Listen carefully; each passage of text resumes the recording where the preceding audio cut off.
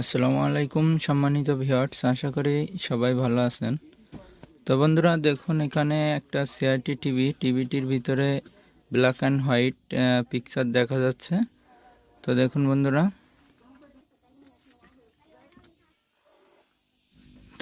দেখুন এটা black and white সাদা কালো পিকচার আসতেছে। তো মেনু ফাংশনগুলো বের করলাম। দেখুন এখানে কিন্তু যে মেনু ফাংশনের কালারগুলো আছে, সব কালারগুলো কিন্তু স্পষ্ট দেখা যাচ্ছে। তার মানে এটা আমাদের কালার, মেনু ফাংশনের কালার কিন্তু ওকে আছে। এটা আমাদের সার্কিটের ভিতরে দেখতে হবে কোন পার্টস নষ্ট আছে, তার কারণে এরকম ব্ল্যাক অ্যান্ড হোয়াইট হয়ে গেছে পিকচারগুলো। তো এখানে কয়েকটা রিজন আছে যে ব্ল্যাক অ্যান্ড হোয়াইট এটা চেক করার জন্য। এখানে দেখতে হবে যে অটো টুইনিং করতে হবে। এটা হচ্ছে প্রবলেমটা হচ্ছে নো কালার ফল্ট, ঠিক আছে। মানে এটার ভিতরে সাদা কালো ছবি দেখা যাবে, কোনো কালার আসবে না, অথচ মেনু ফাংশন এগুলো ক্লিয়ার দেখা যাবে। এটার রিজেন্ট হচ্ছে 7টা স্টেপ ফলো করলে এই প্রবলেমটি সমাধান করতে সক্ষম হব, ঠিক আছে। সবার প্রথমে যে আমরা চেক করব সেটি হচ্ছে চেক কালার কন্ট্রোল। এটা আমরা চেক করব, যেটা মেনু ফাংশন বের করে ডিসপ্লেতে ওখানে কালারগুলা দেখব যে কততে দেওয়া আছে, ঠিক আছে। ওইগুলা দেখে আমরা 50-এ সব 50-এ করে রেখে আমরা ওই কালারটি দেখতে পারি। 2 নাম্বার হচ্ছে check control system. Factory setting থেকে দেখতে হবে যে NTSC PAL, তারপরে অটো, এইগুলাতে অটোতে রাখা আছে কিনা এই অপশনটি দেখতে হবে। তারপরে চেক অল সাপ্লাই ভোল্টেজ, এই সার্কিটের ভিতরে যে ভোল্টেজগুলো আছে সবগুলা ভোল্টেজ সাপ্লাই দেখতে হবে যে ঠিক আছে কিনা। যেরকম 110 ভোল্ট, 27 ভোল্ট, 12 ভোল্ট, 10 ভোল্ট এইগুলা ঠিক আছে কিনা, 180 ভোল্ট ঠিক আছে কিনা। অবশ্যই বেস বোর্ডের ভিতরে দেখবেন 180 ভোল্ট ঠিক আছে কিনা। তারপরে কালার ট্রানজিস্টরগুলো ঠিক আছে কিনা, ভোল্টেজগুলো সব চেক করতে হবে। এখানে 5 ভোল্ট আছে কিনা, এবং মেমোরি আইসির এখানে 5 ভোল্ট আছে কিনা, ক্রিস্টালের এখানে ভোল্টেজ আছে কিনা। এক কথায় এখানে 5 ভোল্ট, 8 ভোল্ট এগুলো চেক করে A to Z voltage check দেবেন। কোনো ভোল্টেজের কারণে এরকম প্রবলেম হতে পারে। এই 7টা প্রবলেম হলে, এই 7টা কারণে এই প্রবলেমগুলো সাদা কালো হয়ে থাকে। এখন 4 নাম্বার চেঞ্জ মেমোরি আইসি। যদি সাদা কালো প্রবলেম এর ভিতরে না কাটে তাহলে আমরা মেমোরি আইসিটি চেঞ্জ করব। তারপরে বন্ধুরা দেখুন, আমি এখানে এটার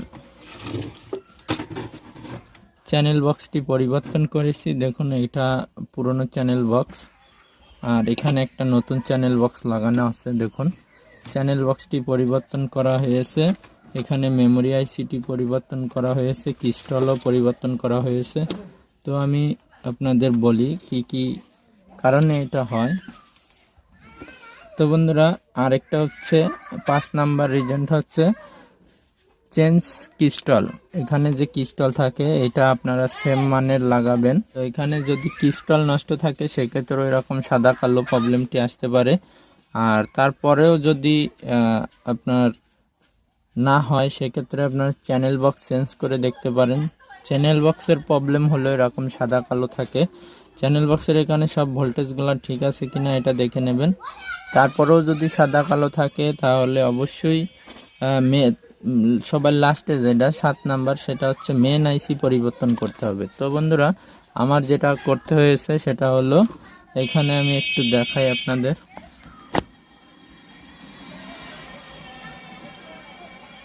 তো বন্ধুরা এখানে দেখুন একটা ক্রিস্টাল অসিলেটর চেঞ্জ করা হয়েছে, এখানে মেমোরি আইসি চেঞ্জ করা হয়েছে, এখানে পিএফ, এখানে যে পিএফ আছে পাওয়ার সেকশনে এখানে 681 2 kV, এই পিএফটিও পরিবর্তন করা হয়েছে। তারপরে এখানে চ্যানেল বক্স পরিবর্তন করা হয়েছে। এগুলো সব কিছু পরিবর্তন করার পরেও কিন্তু কালার প্রবলেমটি যাচ্ছিল না। তো সবের লাস্টে আমি যেটি করলাম, মেন আইসি আমার পরিবর্তন করা হয় নাই, আমি চ্যানেল বক্স পরিবর্তন করেছি, ক্রিস্টাল পরিবর্তন করেছি, আর এখানে 180 ভোল্ট ঠিক ছিল, আর এইগুলা পিএফ পরিবর্তন করেছি। আর আমার মেমোরি আইসিটি পরিবর্তন করার পরে সাদা কালো প্রবলেমটি ঠিক হয়ে গেছে। তো বন্ধুরা আমি আপনাদের এটা লাইন দিয়ে দেখাই। দেখুন বন্ধুরা, টিভিতে আমি লাইন দিয়ে দেখাচ্ছি।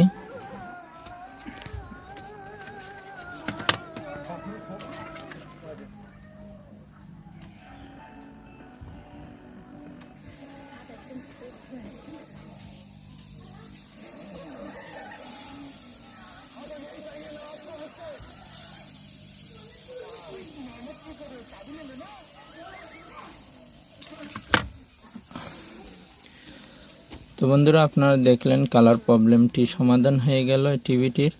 তো বন্ধুরা আপনারা এভাবেই কাজগুলো করবেন। আমি যে কটা স্টেপ ফলো করার কথা বললাম, এভাবে আপনারা কাজগুলো করলে যে কোনো টিভির কালার প্রবলেম আপনারা মেরামত করতে সক্ষম হবেন। তো বন্ধুরা ভিডিওটি ভালো লাগলে অবশ্যই লাইক করবেন, কমেন্টে জানাবেন আপনাদের মূল্যবান মতামত। চ্যানেলে নতুন দর্শক হয়ে থাকলে অবশ্যই চ্যানেলটি সাবস্ক্রাইব করে পাশেই থাকবেন। ধন্যবাদ সবাইকে ভিডিওটি দেখার জন্য।